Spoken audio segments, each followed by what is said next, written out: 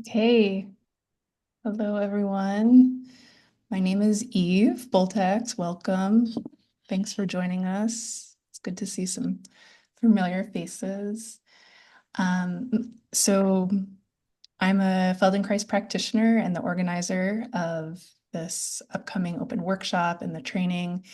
And I'm going to introduce our guest teacher and trainer in a moment, Paris Kern.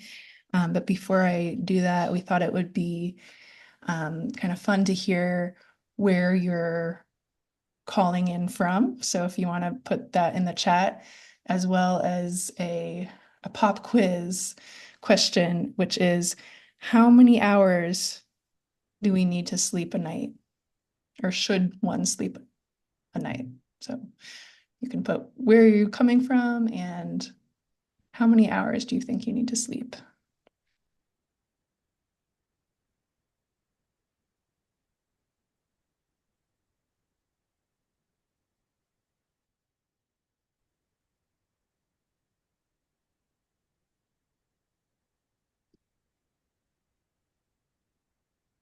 Okay, so we have San Francisco, 7, Burlington, Ontario, Canada, 8, Newtonville, Mass, 6-ish hours, Denver, 7, Albany, 12, Providence, 8. These are all good numbers. The quiz, if it wasn't clear, is how many hours does a person need generally across the board? And Paris will enlighten us more later. Within a 24-hour period. That's the premise. Within a 24-hour period. Okay. So I can say Paris Kern is a singer and a community builder and a teacher. She's been a Sounder Sleep System teacher since 1999, when its creator, Michael Krugman, completed his first teacher training.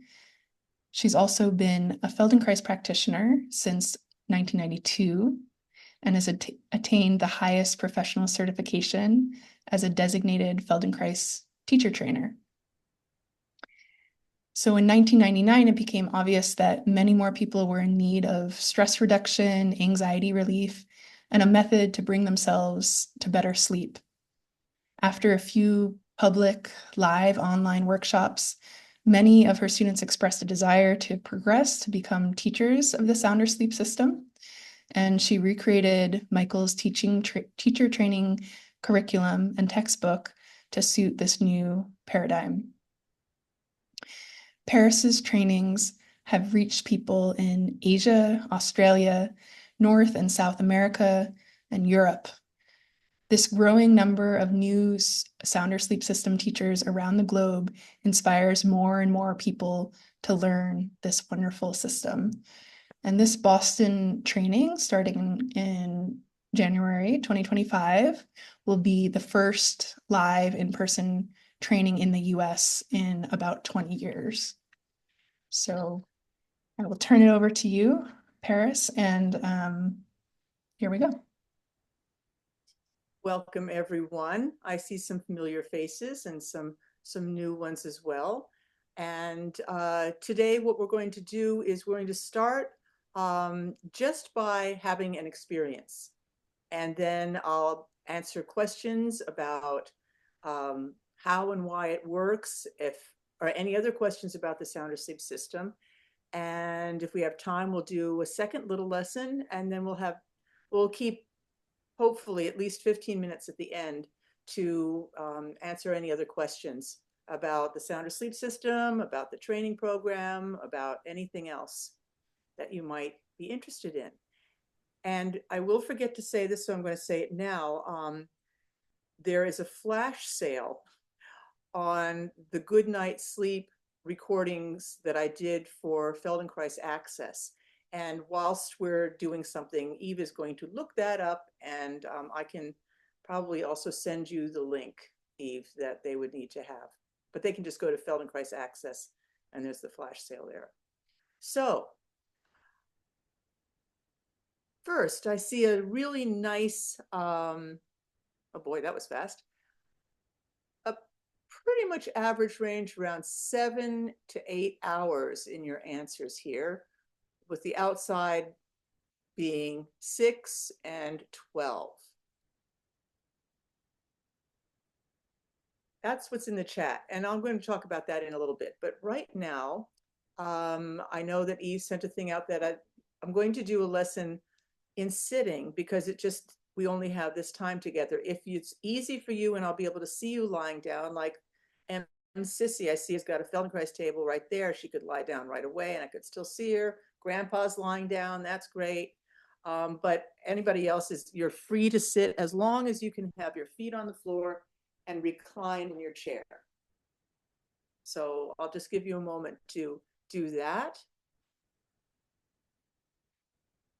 And I'll be very clear with my language. So I'm going to make a request that you all turn your chairs to the side so you're not tempted to look at the computer screen. And there are few enough of you that I can see if you're not following my instructions, I will adapt my instructions so everybody will understand. All right? Because the worst thing you can do for getting calm is to have the screen of the computer in your face, and you don't want to have that. And just make sure you're warm enough. And if you are lying down on your back, you might want to put something under your knees if you think your back is going to get a little cranky with your legs extended.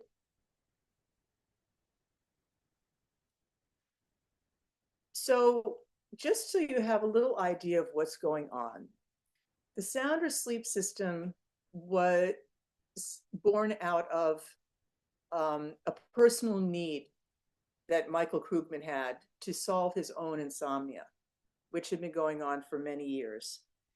And he was first and foremost a Feldenkrais practitioner, and a very good one. But he also had yoga in his background, a lot of meditation, many, many, many years of meditation, and other qigong and other things. But nothing was really helping him with his insomnia. And then he was having a particularly bad bout, and he remembered that there were some particular lessons, one in particular, that whenever he would do this particular Feldenkrais lesson, he would fall asleep. And he thought, let me try that and see what happens. And lo and behold, 3 in the morning, he does 15 minutes of this lesson, and he drifts off to sleep. And being a scientifically oriented guy, he continued to do that, continued to explore why these particular lessons helped him fall asleep. And that's where this method comes from. It comes from a somatic education of techniques of movement and a particular type of movement done in a particular way, coupled with something that everybody already does naturally, which is breathe. So the first thing that we teach in any of this is learning to pay attention to the way you're already breathing, not changing it, not doing anything in particular, but just your natural breathing that you do all day and all night, coupled with some very small movements. And that's the magic behind this technique.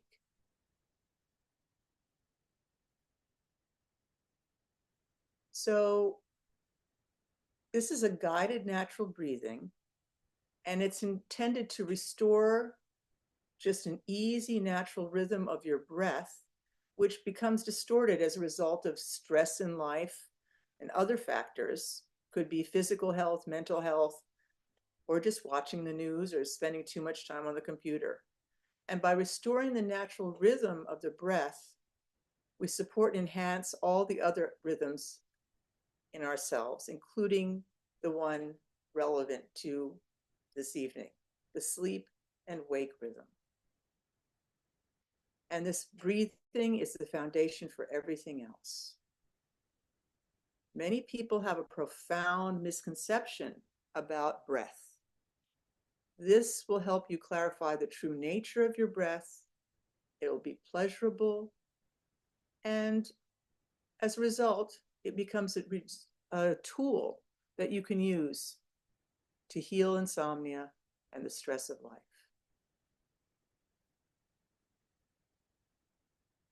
So just recline in your chair comfortably, lean back,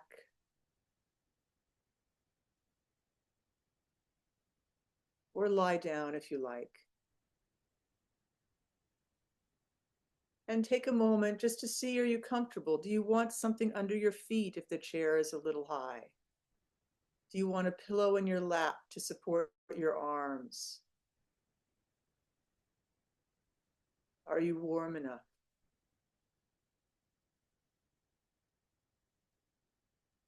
And without changing your breath, just pay attention to it.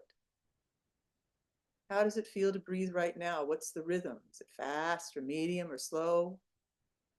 Are there any pauses? If there are pauses, when? Remember that as a biological function, the breath is not regular like a metronome. Sometimes it'll be a little deeper, a little shallower, a little quicker, a little slower, depending on what other things are going on with you in this moment. And what parts of yourself can you feel moving as you breathe in and as you breathe out? And I would suggest if your waistband is tight, maybe undo that top button, nobody will see. Make sure there's plenty of space to breathe.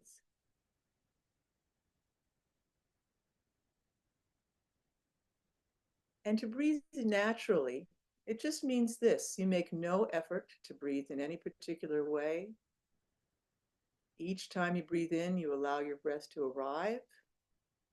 Each time you breathe out, you just let it go. Simply allow your breath to come and go. Let it be light, easy, soft, and slow. Take all the time you need for each breath. Now we're going to explore 3 different spaces where your breath moves. And we're going to start in your lower breathing space. This is the space above your pubic bone to just above your belly button. And now please put your hands on your lower breathing space, palms down, and allow some space between the 2 hands. The hands don't touch each other. If you need to support your elbows with something, please do that. Try and be as soft and at ease as you can. And observe the movements of your breath in your lower breathing space. Each time you breathe in, this space, this lower belly, rises and expands. And each time you breathe out, it shrinks and relaxes. In order for this work to really be powerful, it's probably best to take off your glasses, which are the glasses on your nose is telling your brain, be awake, pay attention, look at the screen. I invite you to turn your chair so you can't look at the screen and to close your eyes.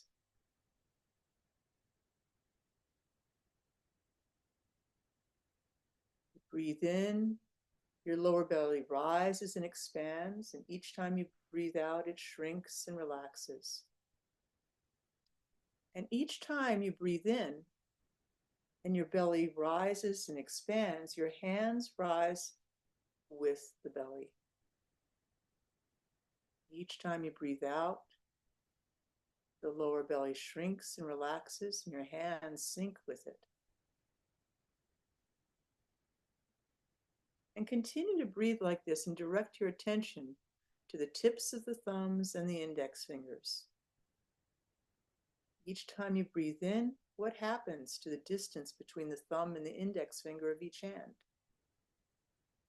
Do they get closer or further apart? You breathe in. You don't need to do anything with your hands. They just ride on this swelling of the breath.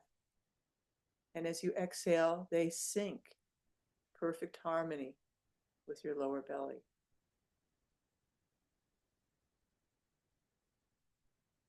And now each time you breathe in and the lower belly shrinks and relaxes, feel how your index fingers and thumbs get close again. And when you breathe in, the distance, without you doing anything but breathing naturally, the index finger and the thumb move apart. Gently back and forth.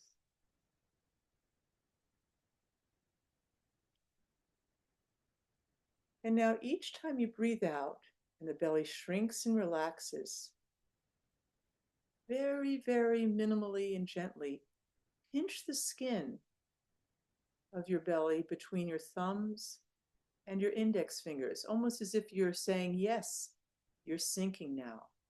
It's a small, small movement. Somebody looking at your hands might not even see that you're doing this little gentle pinch. And then as you breathe in, you relax that minimal effort you've done in your fingers and thumbs, and you let the hands completely relax again. This pinching movement of the thumb and the forefinger is very gentle, minimal, voluntary movement of the fingers and thumbs. Your fingers are simply accompanying and exaggerating in a teeny way the involuntary shrinking of the skin as you breathe out. It's as if by that little voluntary minimal movement of the hands, you're recognizing and acknowledging the involuntary movements of the breath in your lower belly. Repeat this several times. You exhale, pinch, inhale, relax. As you exhale, direct your attention to the tiny voluntary movements of your thumbs and index fingers. As you inhale, direct your attention to the involuntary movements of your thumbs and index fingers as they relax.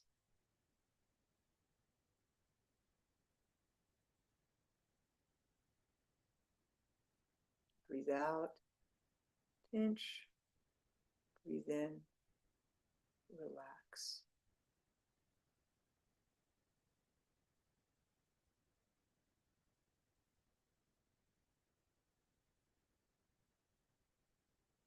And now stop and rest and feel.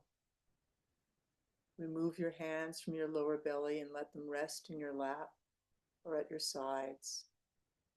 And rest for several cycles of breath. And continue to pay attention to the movement of your breath, in particular in your lower belly. You feel any changes in the quality of movement there? Any change in the rhythm or the movements of the belly?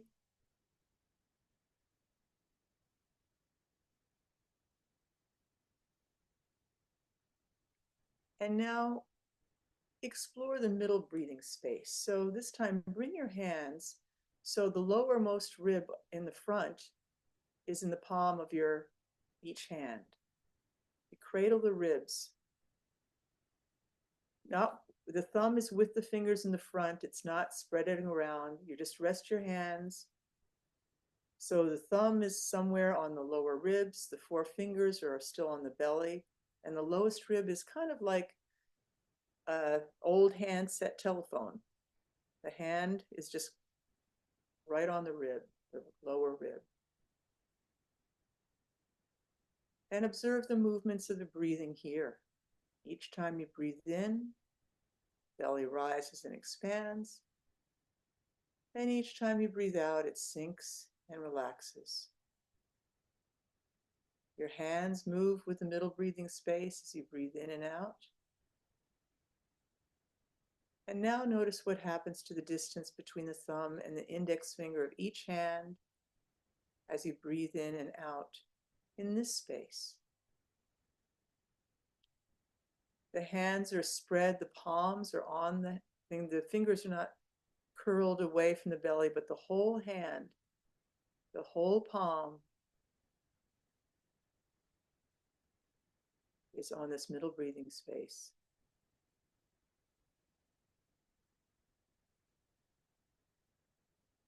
And now do this little minimal pinching or gathering of the skin between the right index finger and the right thumb, and then the left index finger and the left thumb as you breathe out.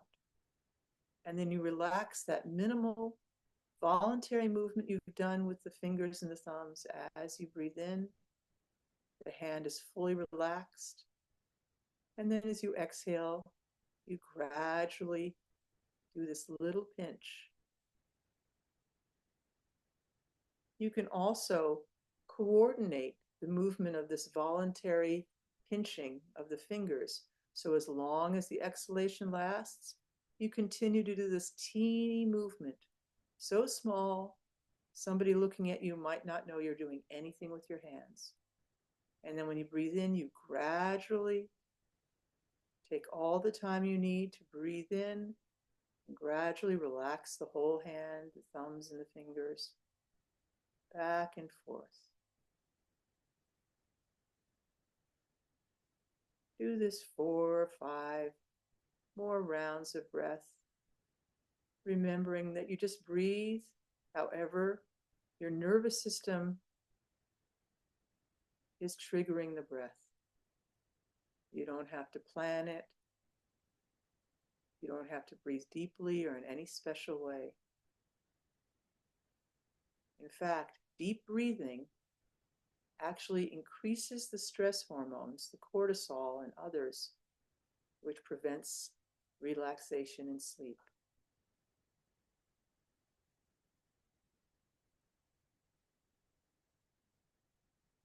And after you've done 1 or 2 more breaths, just rest your hands in your lap or your arms at your side and observe the movement now in the middle breathing space. Is it easier to sense than it was before?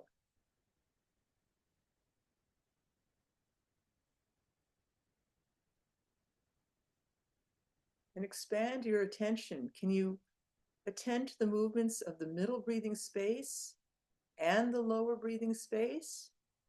Can you expand your attention to both of them simultaneously? Don't try too hard. Trying is going in the opposite direction. Just notice what you can do.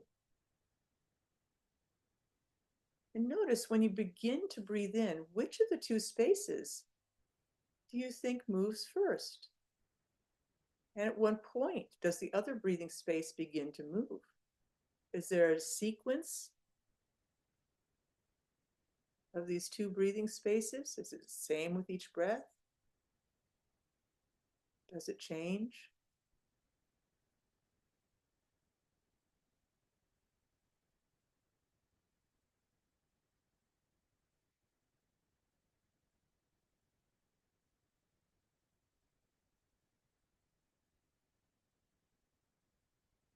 And now let's go to the upper breathing space. So this time, put your hands just below your collarbones, your upper chest, above your breast, below your collarbones, and allow some space between your thumbs and the other hands. The hands are flat on your chest. They're not curled. It's not the fingertips. As much as your hands can be flat, the palms can be in contact with the whole chest. That's right. And have space between your thumbs and the rest of the hand. And observe the movements of the upper breathing space, the distance between the thumb and the index finger of each hand as you breathe in and out.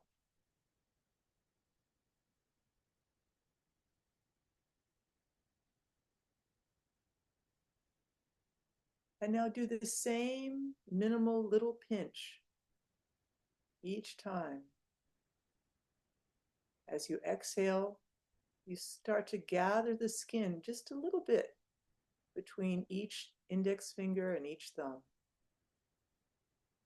And when the breath starts to come back in, you let your hands, your fingers come fully to rest again.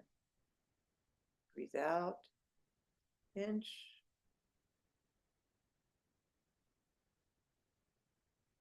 Breathe in, you relax. Breathe out, pinch. Breathe in and relax. And do this a few more times. If you can lean back, it's going to allow for the chest to move more easily. If you're sitting and engaging your back muscles, it's going to be harder to feel.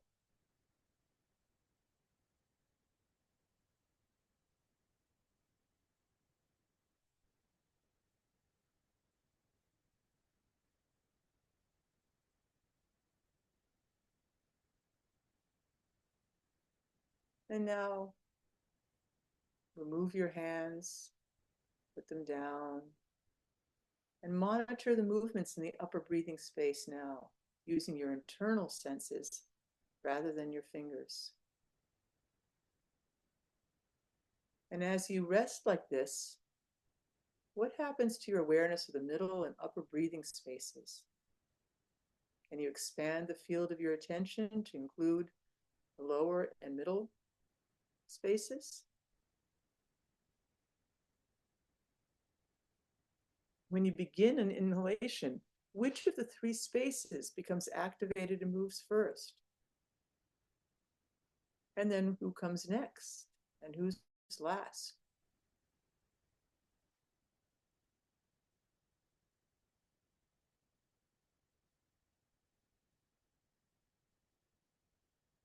And is it the same with each breath? Sometimes it'll be one, sometimes it might be the other.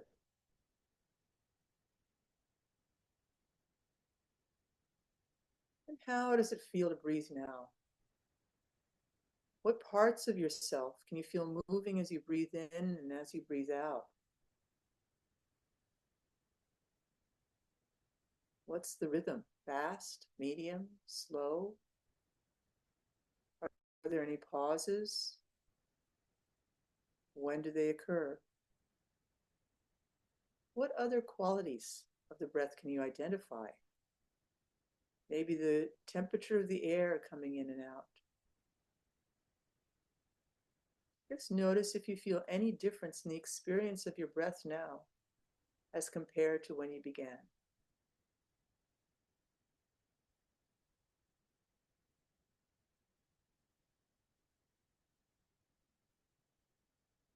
And slowly open your eyes. Move a little bit. We've been still for a while. That particular mini move, as we call them, is called tenderly, tending to the breath tenderly.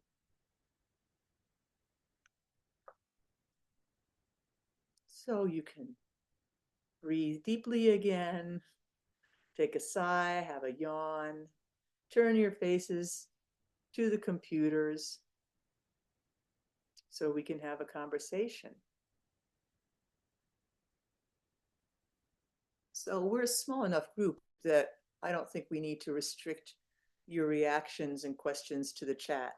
Sometimes we have to do a lot of corralling of questions, but I think that's not going to be the situation. So who would like to ask a question or share a response to this particular movement that we've just done before we do another one?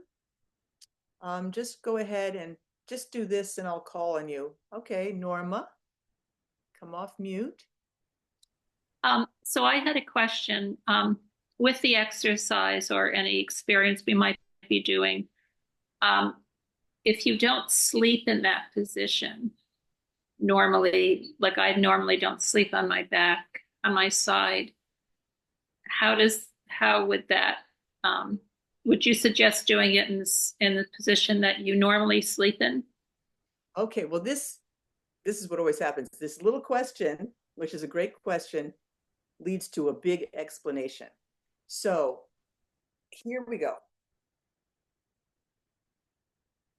99% of the garden variety insomnia that people have, if they have not had a brain injury, which is a whole different kettle of fish, has to do with the level of the stress hormones that are coursing through your bloodstream. When those stress hormones are chronically high, our brain's going, I don't think I want to fall asleep. If I do, I'm just going to go into this little dozy place that I can get woken up from frequently. Those stress hormones build and build and build and build throughout the day. The secret sauce of the sound asleep system is doing these movements during the day. And there are 3 types of movements. There are these little short day tamers. We call them day tamers. That's what Michael called them. That you first learn in depth in a workshop or through a recording, and repeat it and practice it during the day. And then once you're fluent in it, and usually the lessons are about 15 minutes, the breathing lessons are a little longer, like this one we just did.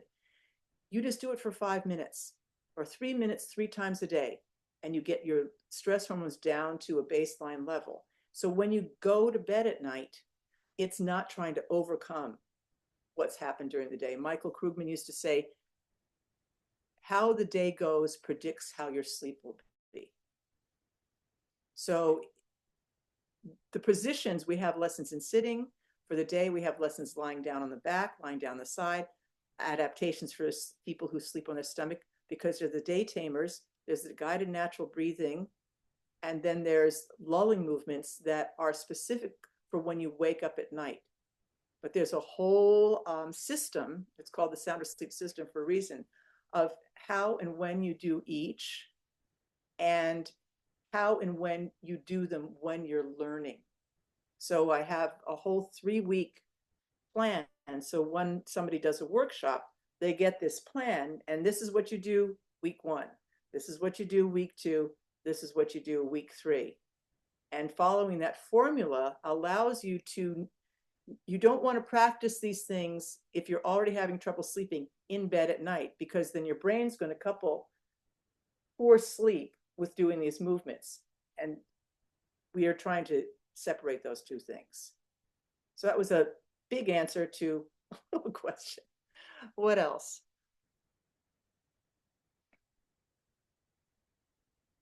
Linda.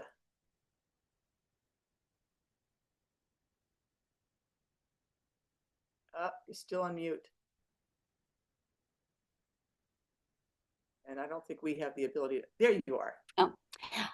When you said to feel how the thumbs move apart, is that literally that the movement is strong enough to separate the thumbs? Because I never felt that.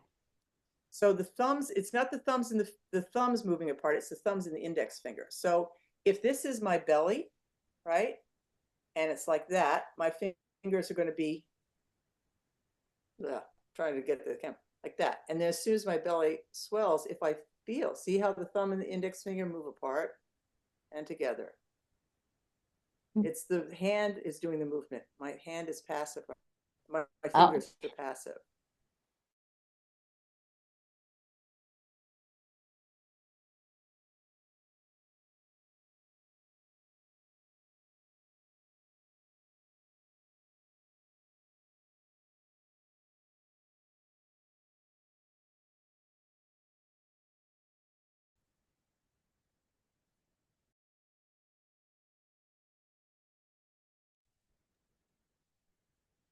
Come on, video. Oops. You're okay. I didn't do anything. My hands were here. You could see. So if I breathe in, here I am.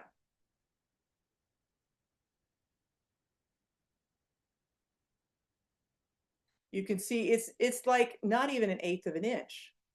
But if you're very sensitive, you can feel that. But if my hands are stiff, they're not going to move. So I can't answer a specific question like that. Did you feel it on the belly at all? Because that's the biggest mover for most people. Yes, I definitely felt movement. I think I was mistakenly trying to feel the two thumbs. Oh, no, it's the thumbs and the index That, fingers. I was confused on that. Okay. Okay. Thanks. What else? Hati. Yes.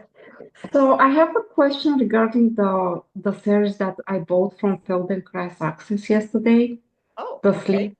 Yeah, and I started doing I'm on module 1, and I was wondering if I need to do module 1, for example, 1 week, master well, and after go to the next module, like, Oh, so yes.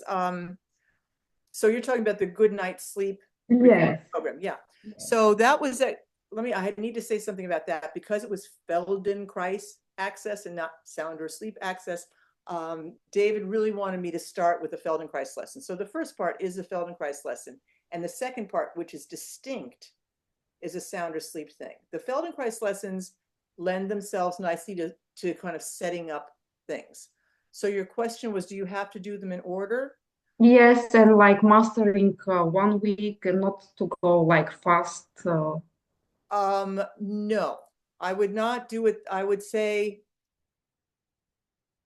I mean, if you do a full day workshop with me, you do multiple lessons within a day. It's not about mastering, it's about accumulating, because there may be one that doesn't work particularly well for you, and there's another one that's just like, oh, this is my bag. I really like this one.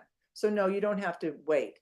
But the whole practicing over the 3 weeks thing is very important. Yeah, okay, thank you. Yeah. Somebody else was waving something before. Grandpa, for lack of a better name. I can't hear you. You're still on mute.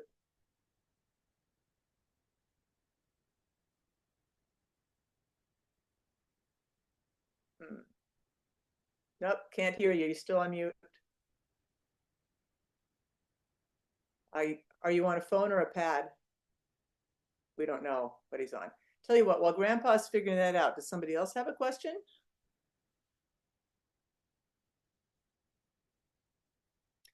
How was that for you? Did anybody start to fall asleep?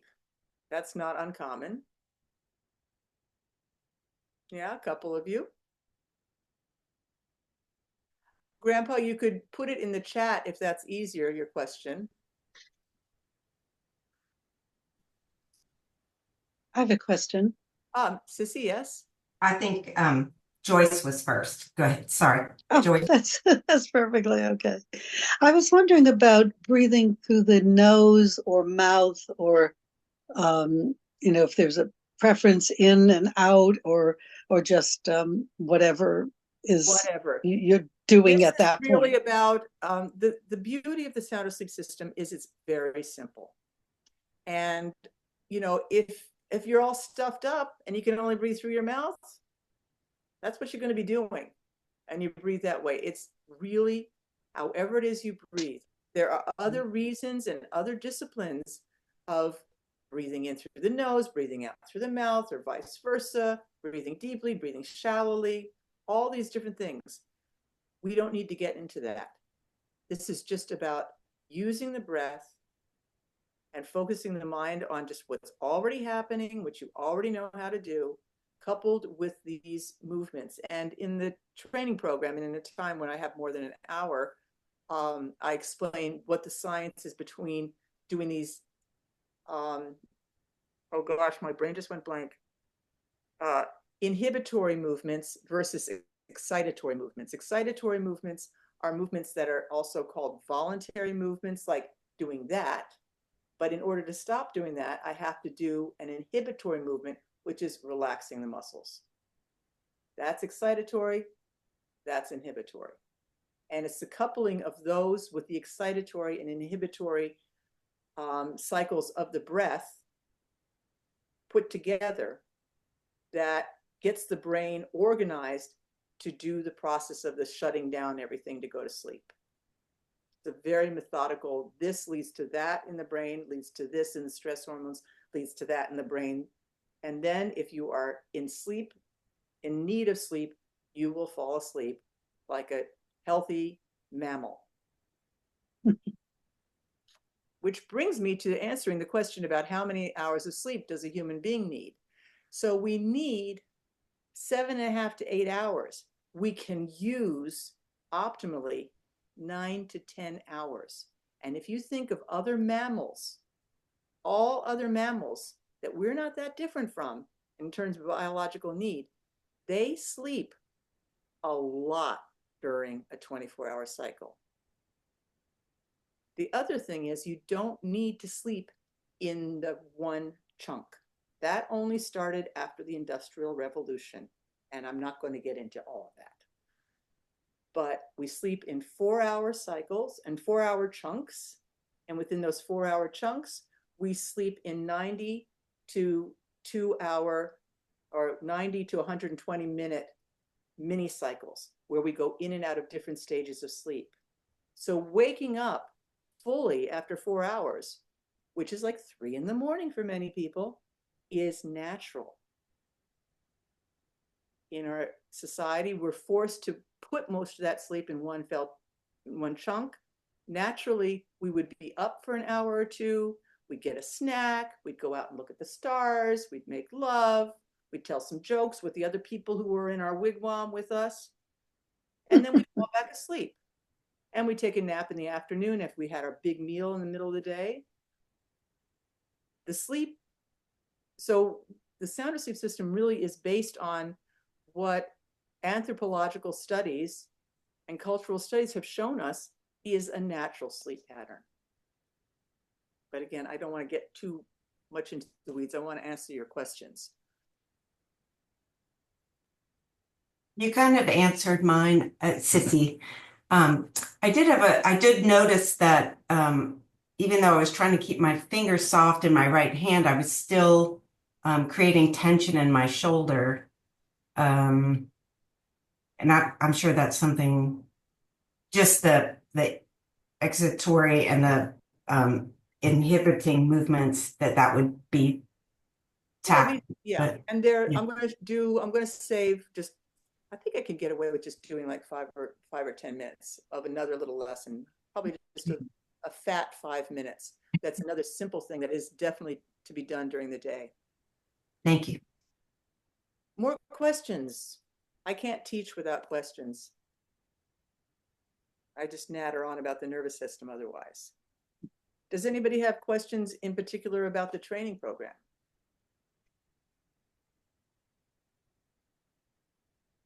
Does anybody live in the Boston area? Norma does. Oh, Hati, you had another question? I was wondering if you're planning to have online training, not in Well, person. I don't have, I'm doing one for mainland China right now, where do you live, Hati? Near to Toronto, Ontario, Canada. Yeah, it would mean getting up at dawn for you. You don't want to do that. I can't. It's an ordeal.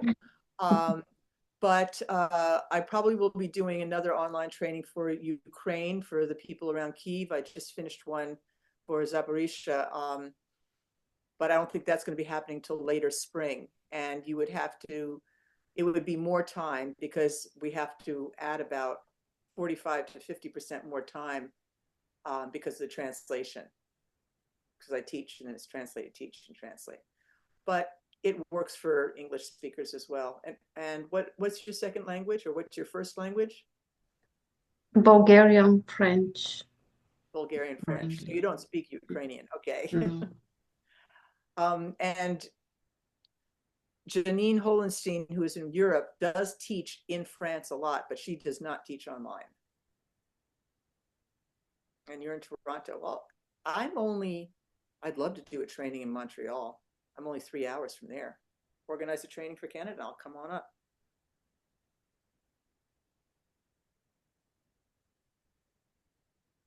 No other questions? Hi, Paris. It's June. I have a Hi, question. June. Hi. Hey, Paris, I'm so excited that you're teaching this. It's like a dream come true that you're doing it. And I know how organized and clear you are as a teacher. And I have a confession to make. I've actually taken Sound or Sleep twice with Michael many decades ago, 10 years apart. And I'm very good at being a light sleeper my whole life. And I'm here to tell you, you guys, this is a really effective program. In fact, it's so effective that I fell asleep through it. Now, the downside of that being so effective for me is I never had a conscious understanding of what I was doing because I was so sleep deprived that it was so effective. So, my question to you is how can you help me make the third time a charm? So, when I studied this with you and I probably fall asleep, how can my conscious mind know what happened so that I can take this forward into my life? First, you will have your iPhone with you and you will record the whole thing. Ah. And you will get one of these. Mm. And this has got many. This was a big labor of love, and it's got almost 200 pages of lessons and charts and essays, and so you'll have that. And I have found that people, Stephen Paparo, who's another fellow, Yeah. he pretty much slept through the whole 9-day training. He got it. He got it because I bounce back and forth between lecture, lesson, lecture, lesson, lecture, lesson. And then there's homework, and you have to teach each other, and you have to do all sorts of stuff like that. So I haven't not been able to graduate anybody because I also do a practicum at the end where I watch you teach and I can see if you know what's going on. Beautiful. And there's always ice. Ice?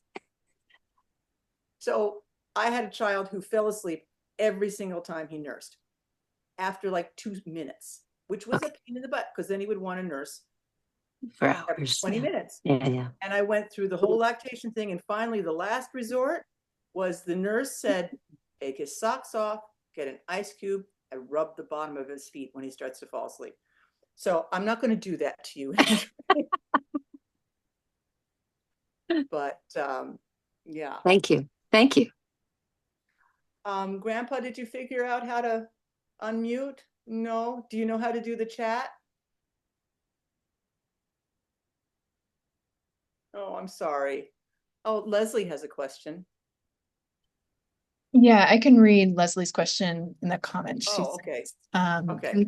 can someone do just the first module in Boston and then decide about continuing? And must one be a Feldenkrais practitioner to do a module in Boston? No. To do just the first module, I am asking that people take some awareness for movement, which you have, Leslie. You already have done quite a lot of Feldenkrais. You do not need to be a Feldenkrais practitioner. If people are not a Feldenkrais practitioner already, I am requiring that they take at least 10 ATM classes, which is very easy to do these days because there's a lot that's cheap and or free online. It's better in person, of course, because a lot of the sensitivity that you will need as a teacher of this, if you've not done this type of somatic work before, it's a bit of a stretch. It works, but it's better if you have a little bit more understanding of the neurological bases of these things. And then for the first part of Leslie's question, it's an important question. Can someone do just the first module in Boston and then decide about continuing? Absolutely. Yeah, that's kind of how we're setting it up.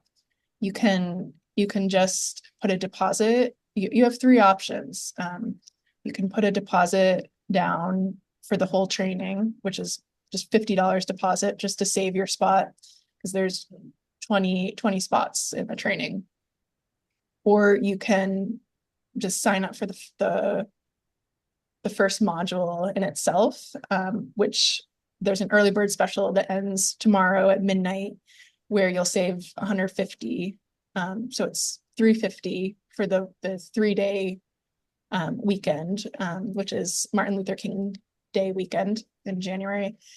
Or you can also just commit to doing the whole training and put down the full cost. And you save $100 by doing that now without waiting. So that's the situation in terms of signing up. Oh, and Sissy also asked about accommodations. Eve will do a lot, and we'll probably prowl and prey on the Feldenkrais community for people who might have a second bedroom that they could offer for very little. Yep. Yeah. Okay, well, let's do one. Yeah. The last 5 minutes, do you want to do another little lesson? Yeah. So this one would be really nice if you can sit and have a pillow in your lap to rest your hands in. This is one of there's also for free, if you go to my website, pariskern.com, there is a little YouTube video of me sitting outside a cabin in Vermont teaching another lesson that's very popular, but this one is very, very simple. Very, very simple. And it's called the depth.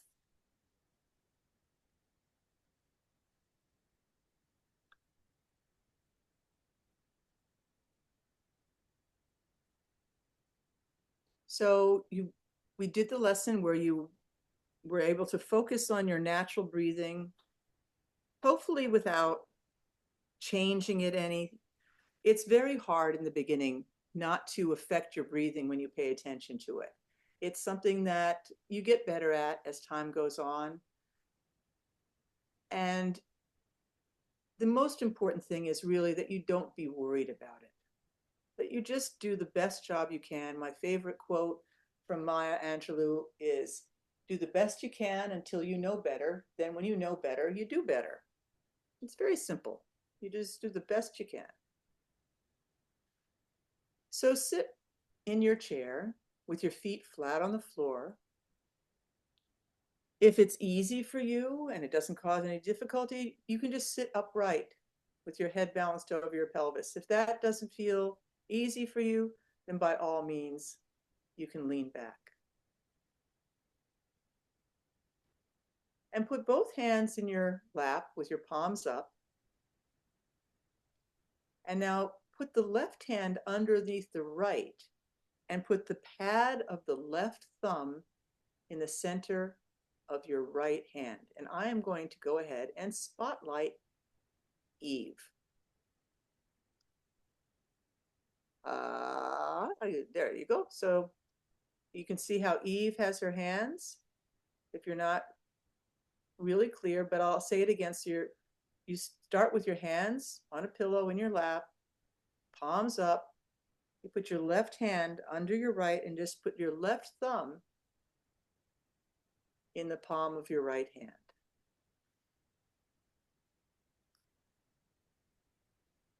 If that feels weird or odd, you can always reverse it. You can do the right hand under the left, with the right thumb in the left palm.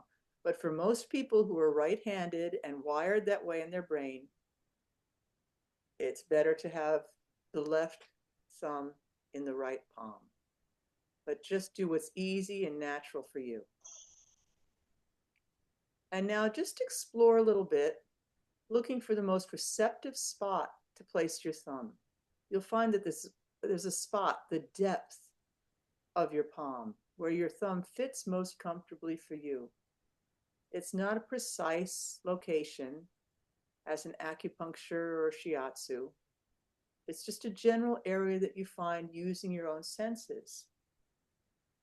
And as you may know, this point of the palm around the globe in all faith traditions, philosophies is a very potent place. But you don't even need to agree or understand any of that to be able to acknowledge that the thumb is one of the most sensitive and broadband areas of the brain, as is this very tender area in your palm. And now close your eyes, and take a moment to feel the contact between your thumb and the palm of your hand without doing anything. You feel the sensation of contact where the thumb meets the center of the palm. You might feel warmth, or a pulse, or a tingling, any sensation that's pleasurable in the hand or anywhere else in yourself. As you take all the time you need to breathe in and breathe out. That doesn't mean slowing down your breath. It's just allowing whatever time you need. And now, as you exhale, very gently, very gradually, press your thumb a little bit into the palm. And you keep pressing like that until the breathing out, the exhalation is gone. And then as you inhale naturally and gradually, you release the pressure. So you're completely synchronizing the movement of pressing with the exhalation, with the release of the pressure as you inhale. So however long it takes you to breathe in, you release the pressure. As long as it takes you to breathe out, you gradually increase the pressure. And it's so small. You can maybe imagine a piece of very thin rice paper between your thumb and your palm, and you don't want to crinkle or break. You just want to have a sensation that, yes, the contact is increasing ever so slightly. When you exhale and apply that gentle pressure with your thumb, you feel the tissues of the palm gradually being compressed. And when you inhale and relax your thumb, you feel the tissues of the palm expand a little bit again. The center of your palm is extraordinarily sensitive. Use minimal pressure. The less you do, the more you'll feel. The touch is unimaginably light. And if you press too forcefully, you're only going to feel the effort. Using a very light pressure enables you to attune to the senses and the movements in your living, breathing body. And you become deeply absorbed in this moment, this movement, this breath. And you focus on the coordination, the synchronization of the two.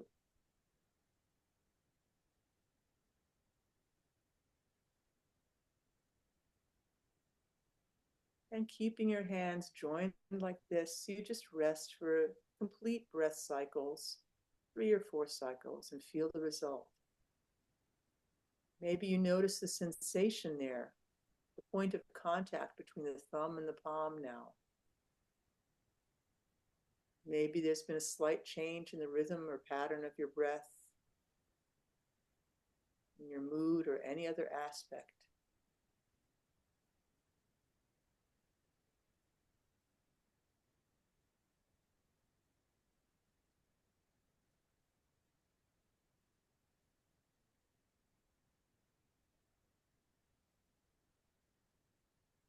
And do this a few more times. You inhale, and then when you're ready to exhale, gradually increase the pressure. Inhale, relax the pressure. And you can repeat this as many times as you want, followed by rest. For these movements, doing 5 or 6 movements followed by the same number of breath cycles will give you the best results. If you find your mind races or you distract yourself by troubling thoughts, you do another round of movements and then rest again. You'll regain your focus again. And the longer you abide in that restful meditative state, the more you recover from the stresses of life. And the effect is cumulative.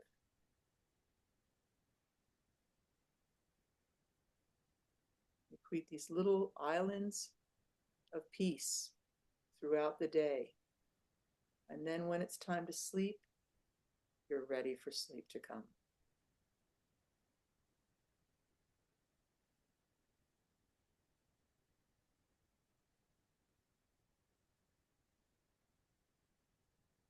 So that concludes just one of the many little lessons we have. I can stay for a few more minutes if anybody has any new questions they'd like to ask. And of course, you have Eve's contact information for any questions about the training. If you have any theoretical questions about the system, feel free. Eve can share my email with you. I'd be happy to answer them. And we're doing another one of these when, Eve? January 6th, we'll have another free session like this. And I'll do 2 different lessons if you want to come to that as well. Yeah. Do the same thing. And yeah, we encourage you to sign up. I just put the registration page in the chat, and I will put in Paris's email as well. Yeah, Ati's ready to go to sleep. I've seen several yawns out of you. Yeah, thanks so All much, everyone, for coming, and thank you for those lessons. I feel like my breathing has really slowed down, and I'm much calmer. So Thank you very much, and I hope to meet some of you in person sometime. Thank you. Thank you. Thanks. Bye-bye.